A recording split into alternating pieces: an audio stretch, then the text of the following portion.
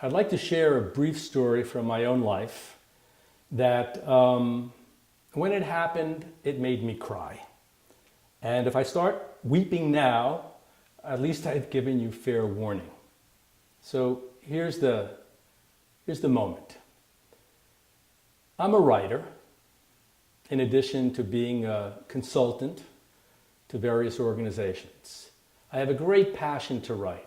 I love to write. If I was in a jail cell with a notebook and a pen, in some ways, I'd be happy. I don't need a whole lot. Writers just need a way to communicate what they have to say. So it's 2 o'clock in the morning in my home in Woodstock, New York. My wife and my 2 kids are fast asleep. I'm up at the moon howling moment, and the day job is done, and I have this like extra time to write, to think, and to work on my book, which turned into Storytelling for the Revolution. So those late night hours for some writers are very special.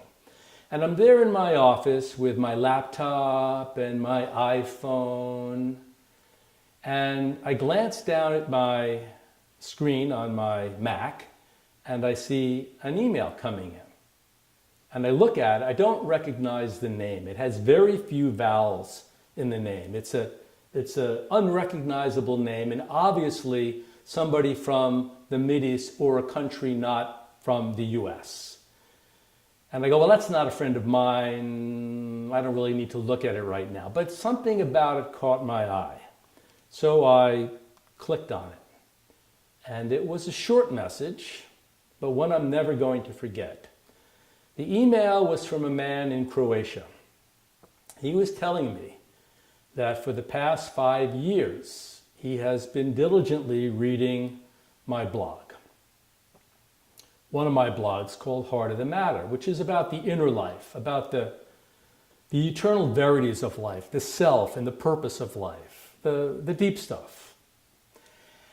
And the last blog post of mine meant something to him especially, because he said in his email, he had recently been diagnosed with a terminal disease, and he had 3 months to live. And that night that I'm talking about, he had read something I posted which just moved him to a place which he was describing, opened his heart, put him in a place of gratitude, relieved his anxiety, gave him hope, put things in perspective, and soothed him in a deep way. And he wanted, this man from Croatia, to let me know that somehow what I had written had made a difference in his life. And that no matter what I do in my life, please, he said, continue to write. Time stopped for me at that moment. And I read that and I started crying.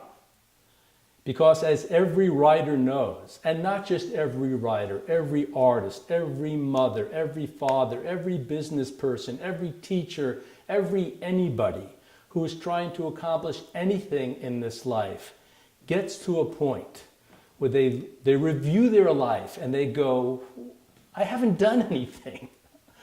It's all meaningless. I haven't quite gotten there yet. I haven't had an impact. I haven't really hit the mark. I've got nothing to show for all the time I've invested in X, Y, or Z. And that creates a great sense of existential despair and despondency, like, why bother? So I was in that state of mind in my office at 2 in the morning with my wife and children sleeping, thinking about this book, Storytelling for the Revolution, but also feeling like, who am I kidding? Nothing I do matters, and no one really is going to care. That sense of existential despair. And it was at that moment that I got the email from the dying man from Croatia who was begging me. He had never met me before. Please, no matter what you do, please continue to write. I have, and I will, and I do. And when I run into people who I know, whether they're friends of mine or family or clients, who are in that state of mind of, who am I kidding? Nothing I do matters.